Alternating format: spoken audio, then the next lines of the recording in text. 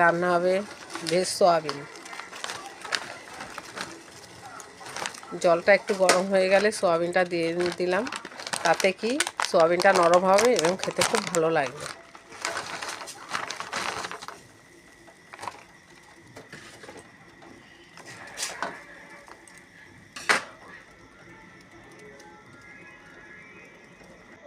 Veg soybean রান্না করতে লাগবে আলু, টমেটো, গাজর, ক্যাপসিকাম, মটরশুঁটি।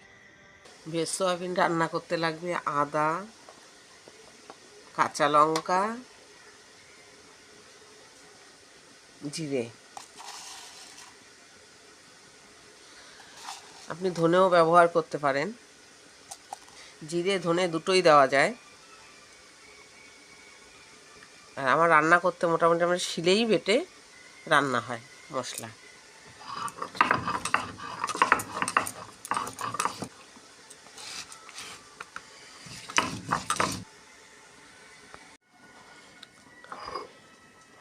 মশলাটা বাটা হয়ে গেছে।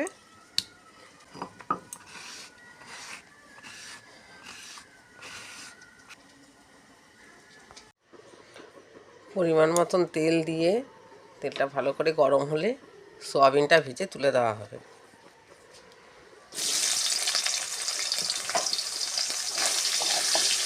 একটুখানি হলুদ দিয়ে সোয়াবিনটা ভাজলে সোয়াবিনটা দেখতে সুন্দর লাগবে।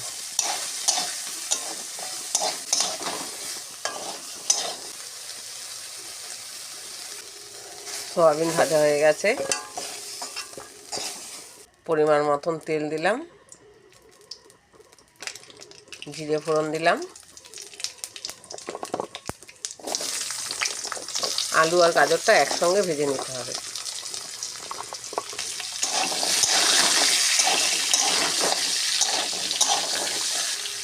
এতে একটু ভাজার সময় অল্প হলুদ দিলাম।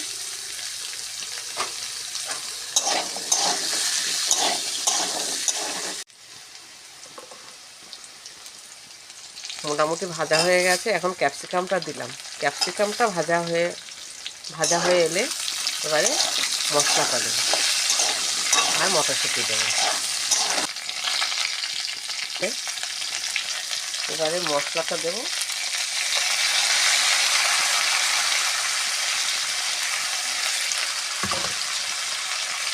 পরিমাণ মতন হলুদ,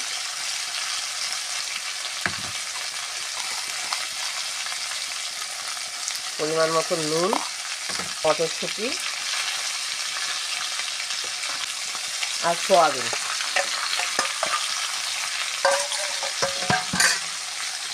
এটা ভালো করে কষিয়ে নিতে হবে।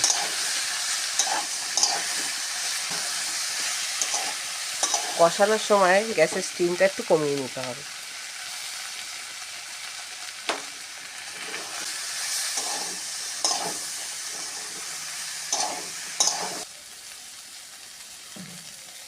ভালো করে কষানো হয়ে গেছে, এবার জল দেবো। আপনি মাখাও খেতে পারেন, ঝোলও খেতে পারেন। সয়াবিন রান্না করতে লেগেছে মশলা জিরে বাটা, লঙ্কা বাটা, আদা বাটা। তরকারিটা হয়ে এসেছে। একটু চিনি দেব। যারা গরম মশলা ঘি খান তারা গরম মশলা ঘি দেবেন, আর যারা ঘি না খান শুধু গরম মশলা দেবেন অল্প করে।